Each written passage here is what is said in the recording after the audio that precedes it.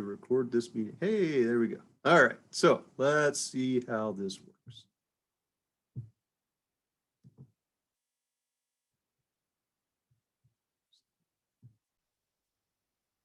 Okay, let's see if I can move this out of the way. All right, so just by a quick nod of the head, can you see a PowerPoint that says Fighting Fools, the 8th Ohio? All right, off we go. So the 8th Ohio is a regiment raised in Ohio at the beginning of the Civil War. And you would be, there were regiments that saw more combat than the 8th Ohio during the course of the Civil War, but their service really pretty remarkable. I mean, they managed to find themselves in nearly all of the key battles that took place in 1862, 1863, 1864.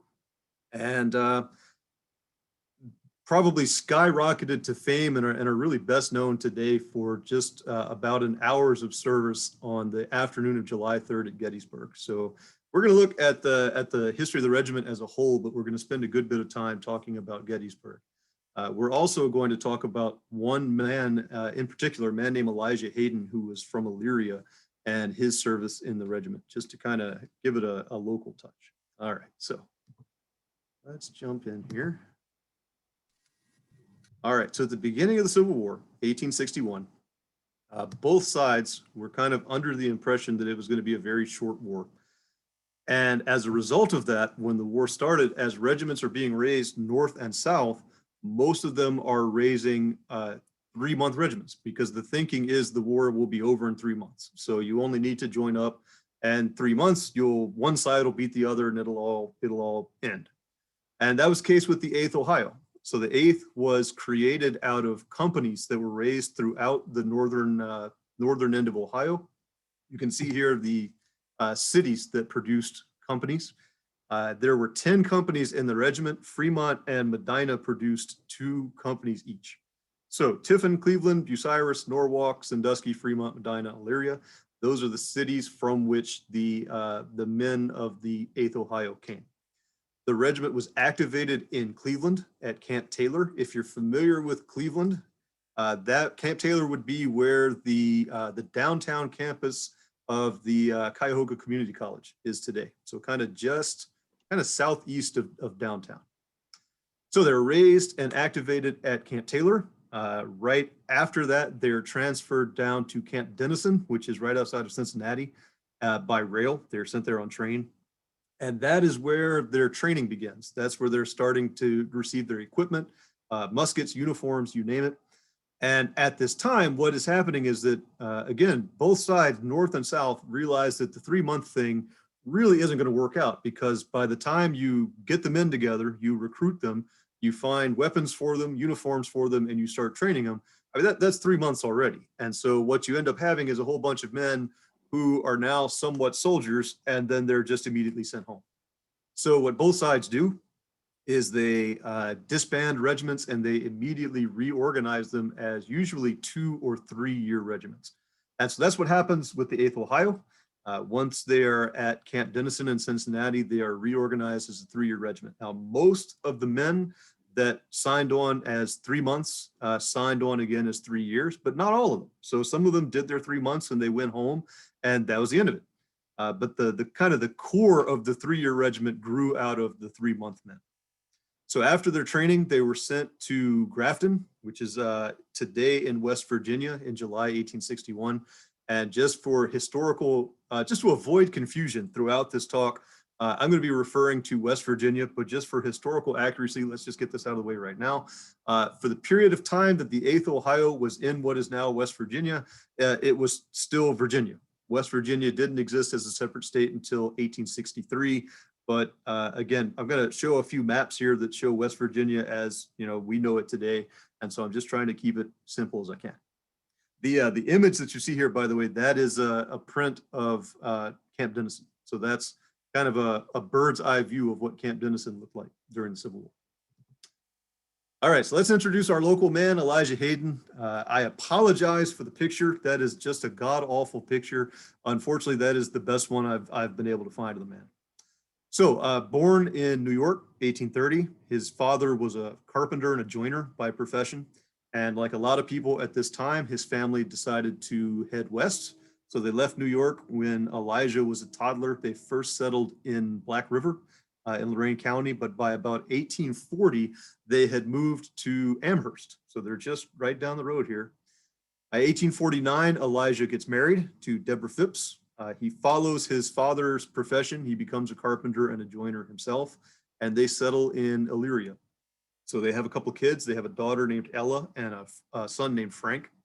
And despite that, by the time his kids are, 10 and 8 years old, the war starts and Hayden decides to enlist. So he joins originally Company H of the 8th Ohio as a 3-month man. And when the regiment transitions to 3 years, he re-enlists and he ends up in Company I. And that's where he's going to stay for the rest of his service in the regiment. All right, so they move, like I said, in July 1861, they go to what is now West Virginia. They're based originally in Grafton, and that's what you're seeing there. That image is Grafton, about 1859 or so, so just before the Civil War. And so their original service, kind of at the end of 1861, how do I put this? From the comfort of my chair in my comfortable home 160 years later, I can say that what they did in 1861 can barely count as combat. Everybody is new to war in 1861, and so it's kind of a lot of trying to figure out how to fight a war. So they're fighting very, very small actions, what usually would be called skirmishing. They're fighting in places like Worthington, which is near Grafton, Mill Creek, which is south of Grafton, and then also in and around Romney, which is a little bit farther east. And again, we're talking very, very small actions, very few casualties. The regiment lost its first man killed in combat in Romney in September. But the funny thing is, the first man in the regiment who didn't die of disease, but who died in the regiment during the war, was actually murdered by one of the men in his company. They had gotten into a fight over a card game, and one soldier pulled out a pistol, shot the other man, and then stabbed him with a bayonet. And the amazing thing is that he actually managed to get out of it. He was not punished, and he spent the rest of the war with the 8th Ohio. So I guess he was pretty combative. But so I want to show you a map, and I want to see how well this works. But this is a map I created through Google that, again, just kind of hits the highlights of where the 8th Ohio was in 1861. So again, raised in Cleveland, went by rail down here to Cincinnati where they're trained, went by rail again over here to Grafton. This is Worthington, some of their early skirmishing, Mill Creek. This is Romney over here. And keep in mind too, by the time they are in Grafton, kind of from here on in, most of where they're going on their feet. And so when I show you some of the maps later on, just kind of keep an idea in your mind of the distances that we're talking about. And we'll, at the end, I'll tell you how far they marched by the time the war ended. All right, so now we're into 1862. So the war is getting bigger. The battles are getting deadlier and bloodier, and the 8th is going to start participating in a lot of this. So still in early 1862, they're in what is now West Virginia, the western part of the state. They are attached to an army that's going to fight against Stonewall Jackson. Stonewall Jackson, I'm sure everybody knows who he is, one of the South's most famous generals. You could argue the point whether or not he was one of their best, but at this point in the war, his star is really at its top. He leads an absolutely brilliant military campaign in Western Virginia in the Shenandoah Valley. And that is where the 8th Ohio is going to really see its first serious battles, fighting against Stonewall Jackson in the Shenandoah Valley. So moving up and down the valley, they're going to participate in Kernstown, the Battle of Kernstown, which is March 1862. And that's the image you're seeing here was a drawing that was done of the Battle of Kernstown at the time. They fought at Winchester, they fought at Luray, they fought Port Republic. So again, it's a long series of battles that are taking place up and down the Shenandoah Valley. By the time July comes around, I guess you could say they were called up to the majors. So the 8th Ohio and its brigade, and the brigade is going to change a few times over the course of the war, but kind of the core of this brigade is the 4th Ohio, the 8th Ohio, the 14th Indiana, and the 7th, again, what will become called the 7th West Virginia. So they'll add more regiments, regiments will go away, they'll come back. But those 4 regiments really kind of form the core of this brigade that is sent east in July 1862 to join the Army of the Potomac. The Army of the Potomac is the principal army in the Eastern Theater, so along the East Coast, that is fighting what is going to become Robert E. Lee's Army of Northern Virginia. So when you think of the Civil War, most of the battles that are probably going to pop into your mind are battles that took place between the Army of the Potomac and the Army of Northern Virginia. And the 8th Ohio was in just about all of them. The only major battle they missed out on in 1862 was the Second Battle of Bull Run, or Second Manassas, depending on what you want to call it. They got there just at the end of that battle, so they got there too late to participate in that one. But they got there just in time to participate in the bloodiest single day of the Civil War. And that, of course, was Antietam. So their first combat in the East would be at South Mountain, which was a battle that took place just a couple of days before Antietam. I think we've talked about this in the past, but the 23rd Ohio was also in that one, which included, wow, I can't think of his name right now, president that was from Fremont, Rutherford B. Hayes. So he was in that battle. All right, so the Battle of Antietam. I'm not going to spend a tremendous amount of time going over the nuts and bolts of this, but you could kind of think of the Battle of Antietam as 3 separate battles that take place in the course of one day. It starts at the northern end of the battlefield up here. In the morning, you have a lot of fighting at the north end of the field. That kind of dies down. Around noon, you have a lot of fighting that takes place right in the center. And then in the afternoon, the fighting kind of shifts down here to the southern end of the battlefield. And even though the North heavily outnumbered the South, General McClellan just really did not do a very good job of managing his forces. And so it ends up really, the battle kind of comes out as a tactical draw. Neither side can really say they won at Antietam. But from the strategic side, it's a Union victory because Robert E. Lee has to call off his invasion of Maryland, and they go back to Virginia. So the 8th Ohio is pretty much right smack in the middle of the line. They're right about here, and they are going to participate in the fighting kind of right in this part of the battlefield right here, which, as luck would have it, was one of the worst places you could be on the midday of September 17th, 1862. To put the battle in perspective, by the time fighting ended on the end of September 17th, 1862, there were 24,000 casualties produced in this battle in one day. So there are bigger battles, there are bloodier battles, but Antietam was the single bloodiest day of the Civil War. So the 8th Ohio, like I said, is going to participate in fighting right here in the center. And let's see what that looked like. So the Confederates are holding this position. This is, at the time, was called Sunken Lane, which was just a kind of a farmer's track that over time had kind of recessed down into the earth. So it was basically like a natural trench. It was a perfect defensive fighting position. So the Confederates had crammed a lot of men into and behind the Sunken Lane. And around midday, the Union Army, the Army of the Potomac, launched several assaults to try to push the Confederates out of this lane. The first 2 attacks were launched by basically raw recruits, men who had had very little combat experience, and they were just cut to pieces. And both of these attacks quickly fell apart. They broke and ran to the rear. And so the 3rd attack was launched that included this brigade, the 8th Ohio's brigade. And they stood there. They stood there in front of Sunken Lane, firing volley after volley after volley, to the point that they basically ran out of ammunition. And so they started picking up muskets and ammunition from wounded and dead men around them, just so they had something with which to shoot. And so they stayed in their position. Another attack that came along after them helped, and eventually they were able to push the Confederates out of Bloody Lane. And by the time it was over, they said it was possible that you could walk down this road for about 700 yards and not touch the ground. There were so many dead and wounded men in what became known as Bloody Lane.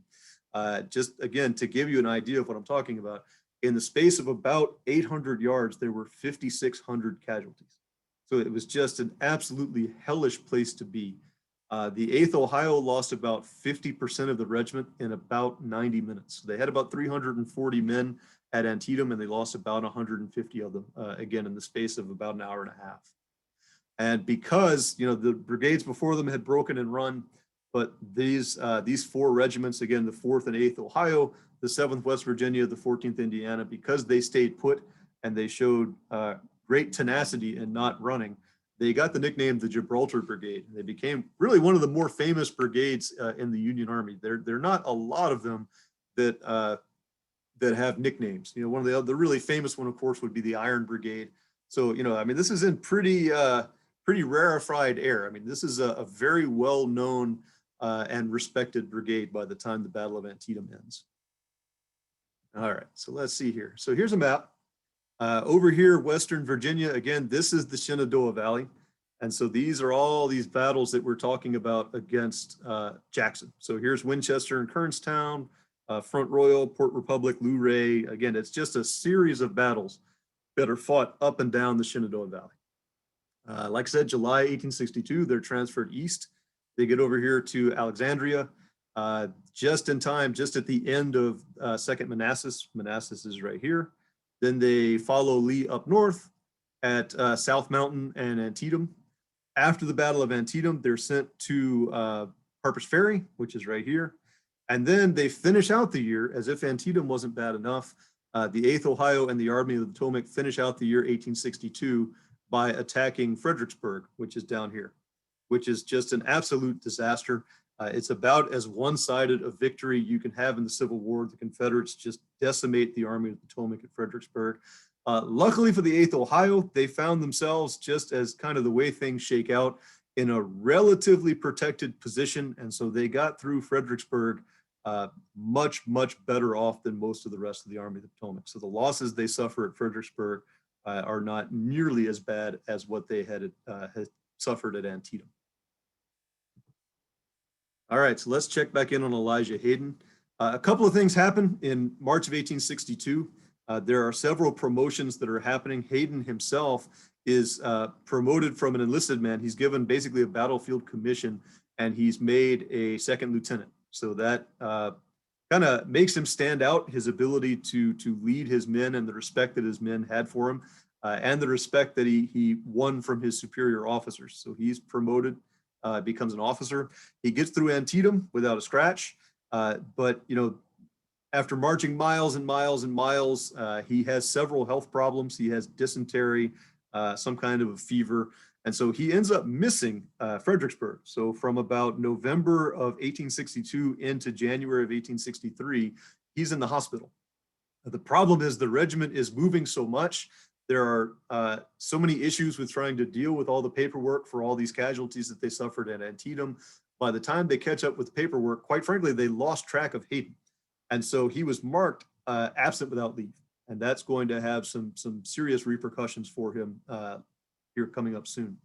Now, the other thing that I should mention is March 1862, also the commander of the regiment, a man named Carroll, I'm blanking on his first name right now, Colonel Carroll, is promoted to take command of the brigade. So the Gibraltar Brigade is commanded by Carroll, and the commander of Company D, a man named Franklin Sawyer, he takes over command of the regiment. And Sawyer is going to command the 8th Ohio all the way through the end of the war. He came from Sandusky. He raised and organized Company D, and he's went back to Sandusky after the war, and he's buried there today. You can go see him. All right, so 1863. We're going to talk at the end here, we're going to talk about how, kind of what happened to the men of the 8th Ohio.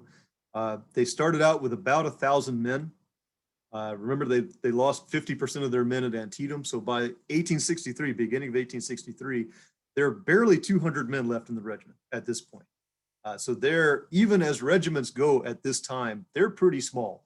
The average size of a regiment in the Civil War by the time of Gettysburg, which is right smack in the middle of the war, is about 350 men. So for the 8th Ohio to barely have 200 men at the beginning of 1863, you know, they've seen some stuff. They have been in some pretty serious action. Luckily for them, they missed the Battle of Chancellorsville, which is in May of 1863, and that was another pretty serious and pretty humiliating defeat for the Army of the Potomac. But they got out of that one pretty much unscathed. But right after the Battle of Chancellorsville, in June of 1863, Robert E. Lee starts another invasion of the North. He leads the Army of the Potomac through Maryland and into Pennsylvania. And after a delay, the Army of the Potomac takes off after them. And they're going to meet at a little place called Gettysburg. And something to keep in mind going into this. You know, there's been a lot of, there are more books written about Gettysburg than any other subject in American history, quite frankly. So kind of the overarching idea on the part of Robert E. Lee is that if he can defeat the Army of the Potomac on Union soil, the thinking is the Union by this point has just suffered defeat after defeat after defeat. And they think it's just one more push.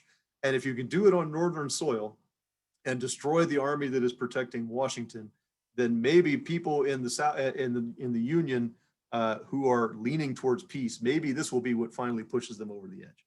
So there's a lot riding on the Battle of Gettysburg. So let's take a relatively brief look at it. Interesting thing about the Battle of Gettysburg is that even though the idea behind Robert E. Lee's invasion of the North is that he wants to destroy the Army of the Potomac, Gettysburg kind of happens by accident. Neither side gets to Gettysburg with the intention of fighting a giant battle there.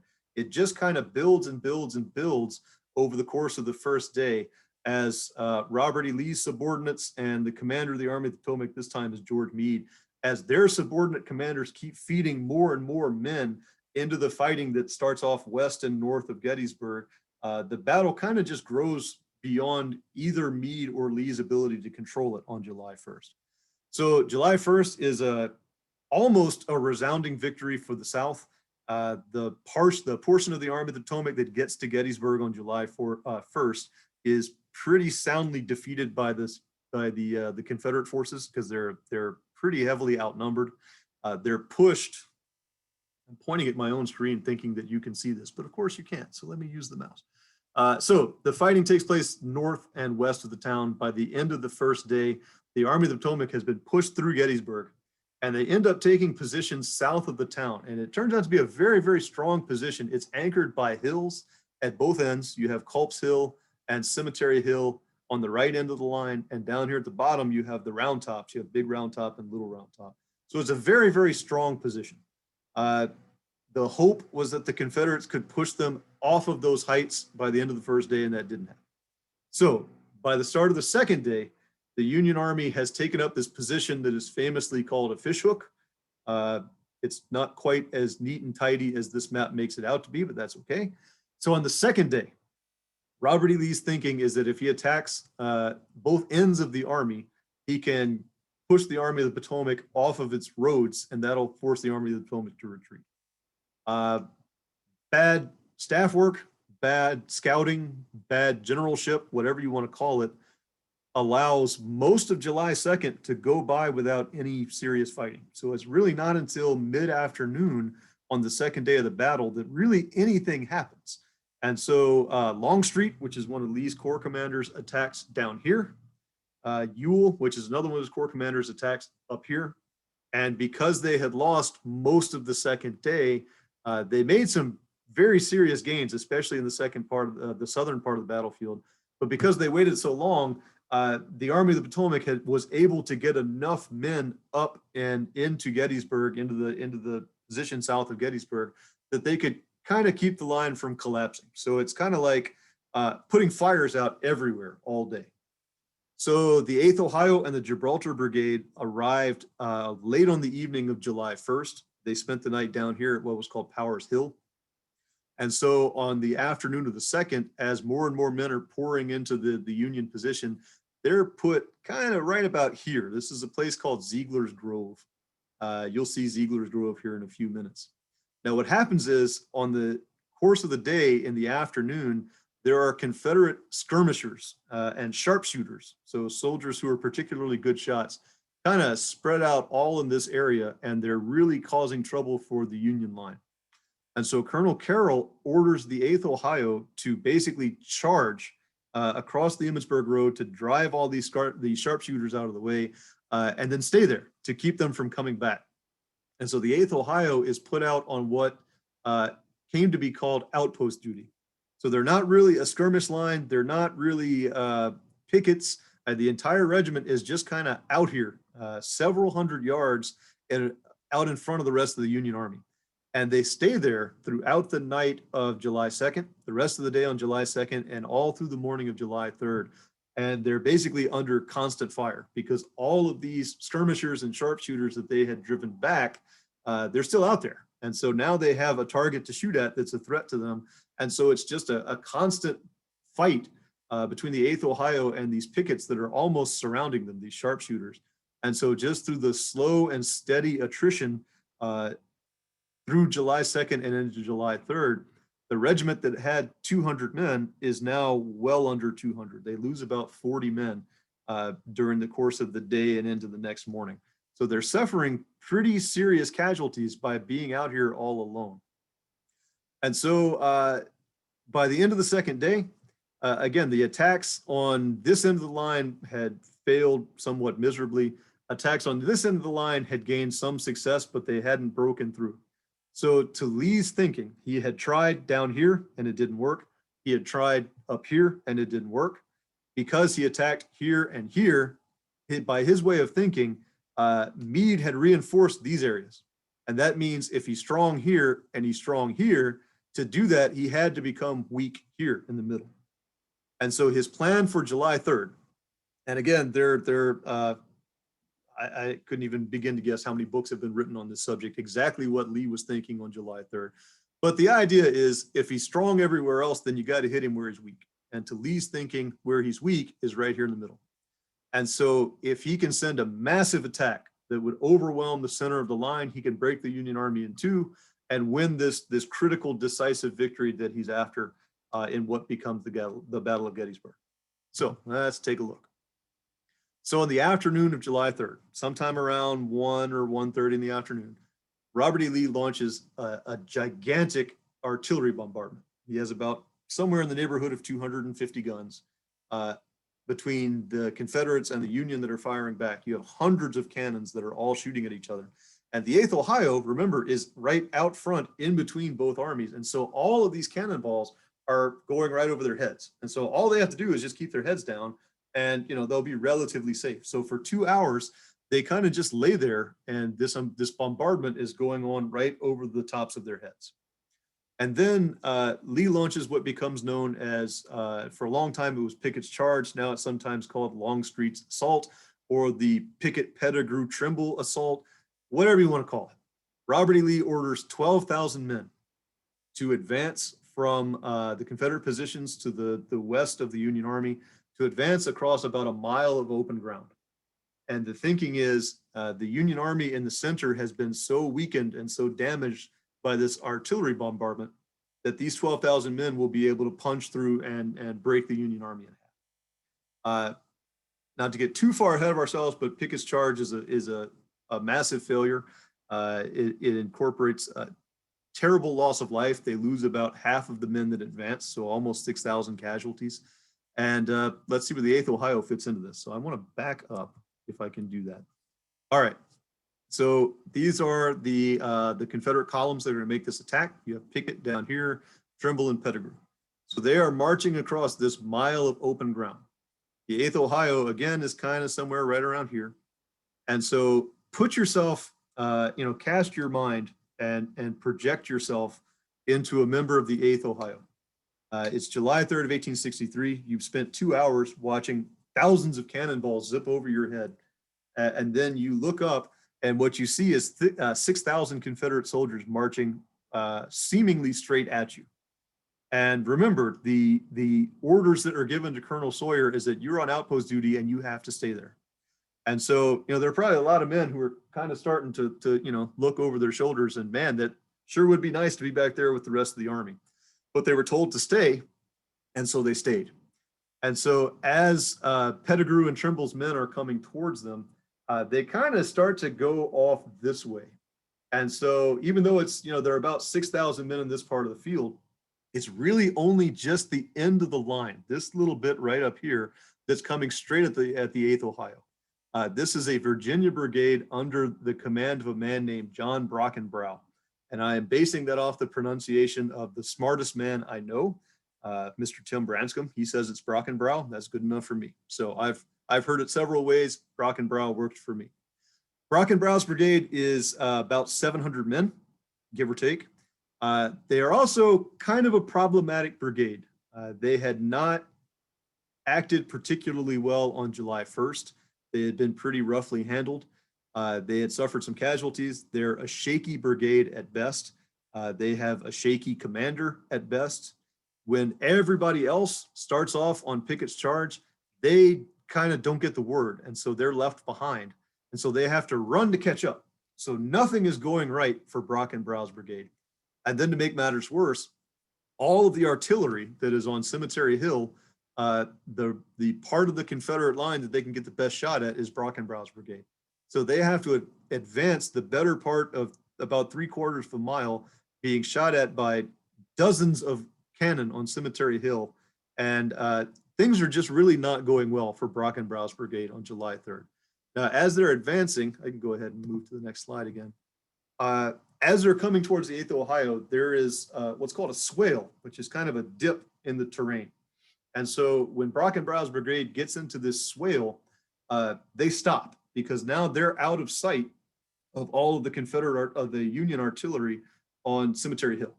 So Brockenbraugh's brigade can't see the Union line, but the Union line can't see them either. And now this is when something really amazing happens. The 8th Ohio is, again, still out here by themselves. And Colonel Sawyer issues a couple of pretty remarkable orders. He can't leave. His orders are, you have to stay here. So what he does is he orders his men into a single file. So they spread out. So they look like there are more men than there really are. And he orders them to fix bayonets. And then he orders them to charge. There are, again, 6,000 Confederate soldiers coming this way. And he orders 160 men from Ohio to charge that way. And either through good command, probably more than anything, is just good luck, Brockenbraugh's brigade starts moving again. And as they get to the top of this swale, when they're just able to see what's in front of them, what they see is a long line of Union soldiers with bayonets fixed running straight at them from a very, very short distance away. Now, despite the fact that Brockenbraugh's brigade outnumbers the 8th Ohio by about 4 or 5 to 1, the most amazing thing happens, and that is most of Brockenbraugh's brigade just breaks and runs. They run to the rear. Most of the men that don't run surrender. So the 8th Ohio is able to take a couple of hundred prisoners. They actually take more prisoners than they have men in the regiment. And Brockenbraugh's brigade is the first part of Pickett's charge, this Confederate attack, that falls apart. And so now the 8th Ohio is in an interesting position because the rest of Pickett's charge, they're still running this way. They've driven off Brockenbraugh's brigade, but the rest of Pickett's charge is now still coming this way on their left. And so now Sawyer gives another interesting order, and that is he orders what's called a left wheel, which means the regiment kind of swings like a door. They swing to the left.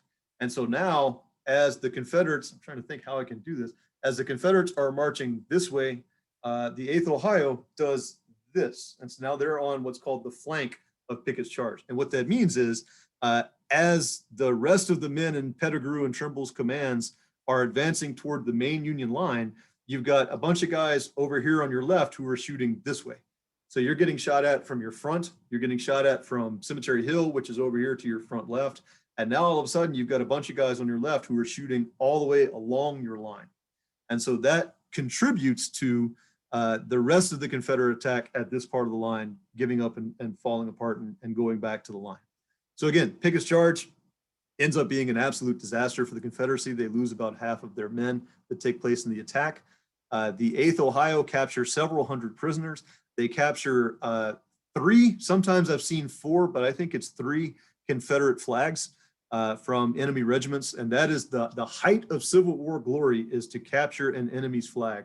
And so the fact that the 8th Ohio captured 3 flags in one afternoon, again, is pretty remarkable. All right, so let's look again at Lieutenant Hayden.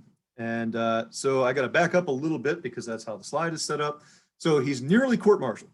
Remember, at the end of 1862, he was marked absent without leave, even though he was not. He was just in the hospital. He came back, he successfully pled his case, and so the charges were dropped against him. But still, that probably added a lot of stress to him. That was, a couple of weeks of stress he really didn't need. He participated in Chancellorsville. He participated at Gettysburg. And this is where things get a little confusing for Lieutenant Hayden. So he was written up several times for his bravery on the afternoon and night of July 2nd. he seemed to be kind of everywhere at once, cheering on the men. Remember, they're under constant fire. The entire time they're out in front of the rest of the army. They're under constant fire. And Hayden is moving along the line, cheering on his men, doing everything that a good officer should do for an 1860s army. And so on the big day, when the Confederates launched Pickett's charge, by some accounts, this is where it gets a little murky. By some accounts, he is the man that actually leads the charge. He grabs the national flag from the man whose job it is to carry it, and it's Lieutenant Hayden who leads the 8th Ohio in this charge into Brockenbrow's brigade. Personally, I don't think that's quite how it worked out. So let me tell you what I think is really what happens next. So the 8th Ohio charges, Lieutenant Hayden charges with them.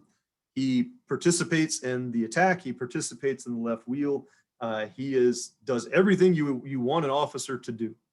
Pickett's charge ends. He watches the Confederates retreat back to their line over on Seminary Ridge.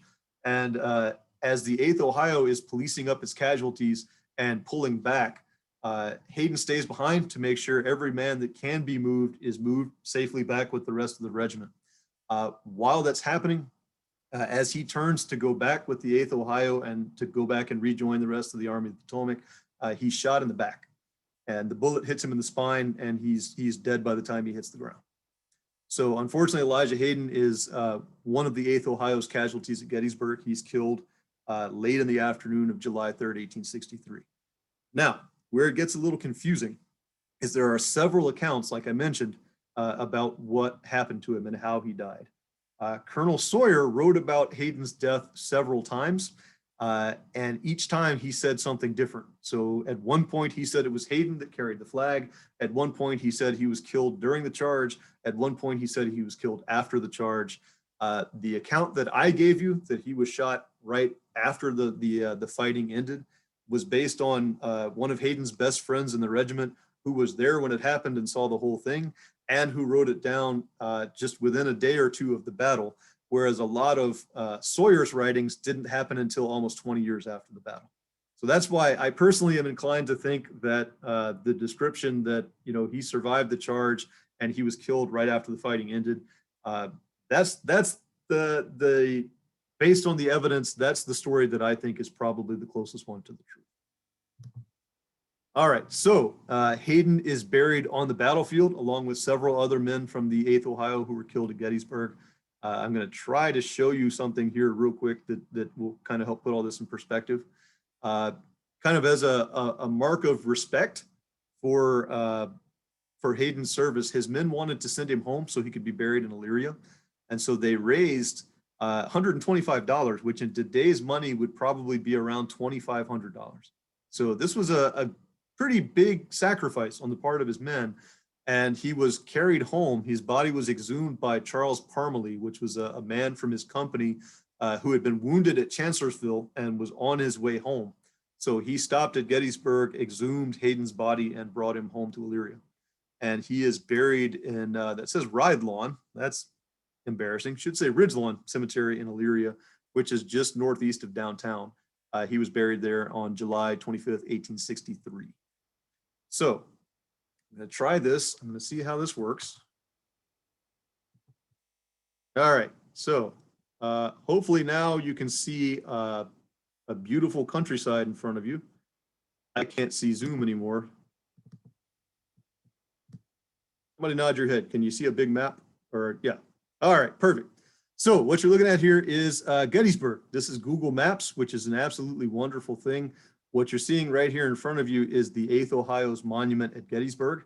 Kind of an interesting point of contention is that it's probably in the wrong place. It's probably about 500 feet south of where the 8th Ohio actually was, which I'm hoping I'm not going to get anybody nauseated here. But the 8th Ohio probably was closer to about there, which is actually right where General Pickett's Battlefield Buffet and a KFC are today, which is, you know, a real tragedy, but here we go. All right, so I'm going to swing this around. So the Union line is here. This is Ziegler's Grove, where they were when they were ordered to go in charge across the Emmitsburg Road. Out this way is Cemetery Ridge. This is where the rest of the Union Army was lined up. These are the round tops down here. That's little round top and big round top. So that's the end of the Union line. This is the Emmitsburg Road, which in 1863 was kind of like the sunken road at Antietam. It was a lot deeper than it is now. So it was a very good fighting position. And then all along here, those trees way out there, that's Seminary Ridge. That's where the Confederates were. And that is where Pickett's charge came from. So Brockenbrow's brigade was somewhere out over here. None of these houses were there at the time. So this is, you know, it's hard to gauge distance by looking at this, but this is the better part of 3/4 of a mile of completely open ground that you're looking at. And that kind of gets back to the, what was Lee thinking? Because that's an awful lot of open ground with cannon firing at you the whole way. So if you ever get a chance to go to Gettysburg, the 8th Ohio Monument, kind of dangerous to get to. There's not really a good place to park, but it's well worth the trip.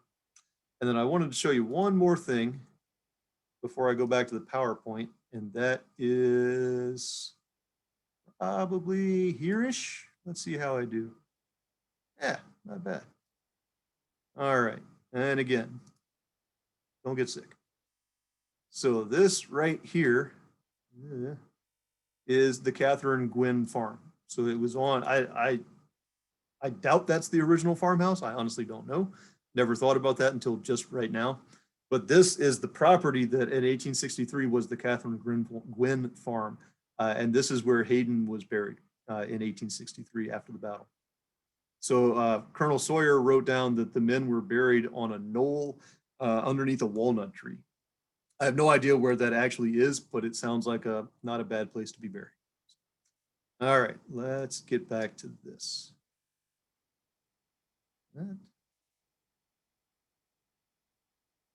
There, current slide. Yeah, close enough. Okay, so here's another map. And this shows, again, where the 8th Ohio spent 1863. So here's Chancellorsville, kind of down here, Gettysburg. Now, one of the interesting things is after the Battle of Gettysburg, the Gibraltar Brigade was actually briefly detached from the Army of the Potomac, and they were sent way up here to New York because of the draft riots. So there were widespread destruction in New York City in 1863, right after the Battle of Gettysburg, over the issue of the draft. And so the Gibraltar Brigade was detached and sent to kind of help restore order in New York City. If you've ever seen the movie Gangs of New York, the end of that movie is a very, very, very highly stylized version of the draft riots and kind of what the 8th Ohio and the Gibraltar Brigade would have dealt with in New York in 1863. So after that was put down, they were reattached to the Army of the Potomac, and by the end of 1863, they're down here along the Rappahannock River. And 1864 comes along, and now the big change in 1864 is at the beginning of the year, Ulysses S. Grant comes east, and he's put in command of all Union armies. He makes his headquarters with the Army of the Potomac, and he will spend the rest of the war wherever the Army of the Potomac goes, he goes with them, because he thinks if the Army of the Potomac can defeat Robert E. Lee, then that'll bring about the end of the war. And so what he does differently than the generals before him is that you fight a big battle, you win it, you lose it, but whatever happens, both sides kind of separate, and they rest and they regroup, and then they fight another big battle, and then they separate and they rest and they regroup. What Grant does differently is that he knows he has more men than Lee. And so to keep the pressure on, they get into a big fight, win it or lose it, Grant will just move a little bit and he'll attack again. And then after that battle, win it or lose it, he'll move a little bit and he'll attack again. And that's his strategy to win the war. It is incredibly bloody. The casualties in 1864 and 1865 just stagger the imagination, but it is the strategy that won the war. And the 8th Ohio is there through it all. So everywhere the Army of the Potomac went in 1864, the 8th Ohio and the Gibraltar Brigade went with it. So they fought in battles such as really famous ones like the Wilderness, Spotsylvania, Cold Harbor. They were active in the siege of Petersburg. And so finally, in June of 1864, 3 years have passed, and the enlistment for the 8th Ohio is finally up. So the men are pulled out of the trenches in Petersburg, and after having marched about 2,200 miles in the space of 3 years, they are sent home. They're sent back to Cleveland, and that is where the regiment is disbanded. So how many of them are left? Let's look at this. Now remember, let me show you this map first. So you can see Grant's strategy here in 1864. This is where they are at the beginning of the year. They fight a battle, they move a little bit, they fight a battle, they move a little bit, they fight a battle, they move again, they fight a battle. And that's what he does. It's just hammer blows. Hammer blow after hammer blow after hammer blow, pushing Robert E. Lee back closer and closer to Richmond until by late 1864, you're in a siege at Petersburg that's going to last all the way until April 65, when Lee goes to Appomattox and is forced to surrender. And again, the 8th Ohio is on its feet, marching this whole way, all the way down here. All right, so they return to Cleveland, and July 13th, 1864, they are mustered out. So where'd they all go? Out of 993 men that enlisted in the 8th Ohio in 1861, there are 168 men left to muster out in 1864. Now, that does not mean all of them died. In fact, out of 993 men, 205 men were killed in combat or died of disease. So, you're talking almost 20% of the regiment. About 10% of the regiment were discharged because they were wounded. 179 men received medical discharges of another kind. They were sick. They had flat feet. Who knows what it is? But that's an awful lot of men who had to receive medical discharges. 221 are transferred out of the regiment. They are discharged for any one of a number of other reasons, or they resign. Officers could resign their commissions and leave the Army. Those of you who know your Brown Helm history, what's his name? Frederick Bacon, who was in the 23rd Ohio. That's what he did. He resigned his commission and left the Army. So that was something you could do. 7 members of the 8th Ohio were captured during the course of the Civil War, that's not bad. The thing that surprised me was about 106 men were either absent without leave or deserted. So you're talking about 10% of the regiment deserted during the course of the Civil War. I've never done the math. I would be interested to know how that stacks up to other regiments. But again, it's just an interesting thing to consider how many men just escaped when they could. The image that you're looking at here, I particularly like this one because you saw the 8th Ohio's monument as it looks today. This is how it looked in 1913. This is the 50th reunion of the Army of the Potomac at Gettysburg. So this was 50 years after the Battle of Gettysburg. And these are a handful of survivors of the regiment at their monument. Even though they probably weren't there at the time, that's where their monument ended up. You see, even back then, 100-something years ago, they still had the fence. So that's kind of neat. All right, so last but not least, this comes from Colonel Sawyer's book. So by his accounting, the 8th Ohio participated in 10 major battles. There are actually a couple that he would count as skirmishes that I think most people today would count as major battles. So this could probably be bumped up a little bit, but by his reckoning, it was 10 major battles and 66 skirmishes. So 76 fights in the space of 3 years, which if you do some math and average that out, on average, the 8th Ohio was in combat every 14 days for 3 years. And when they weren't in combat every 14 days for 3 years, they were marching 2,200 miles. So these were pretty tough guys. And then last but not least, the flag, the image that you're seeing here, this is the 8th Ohio's national flag from the Civil War. It is today in the collection of the what's called the Ohio History Connection. It's the Ohio Historical Society that's in Columbus. So you can go down to their really cool but really ugly museum, and you can see the 8th Ohio's flag, along with the 7th Ohio's, which is what Henry Fairchild from Brown Helm was in during the course of the Civil War. And that's my speech. So let me figure out how to stop sharing my screen. And if there are questions, I will do my best to answer. So stop. Eric, thank you so much.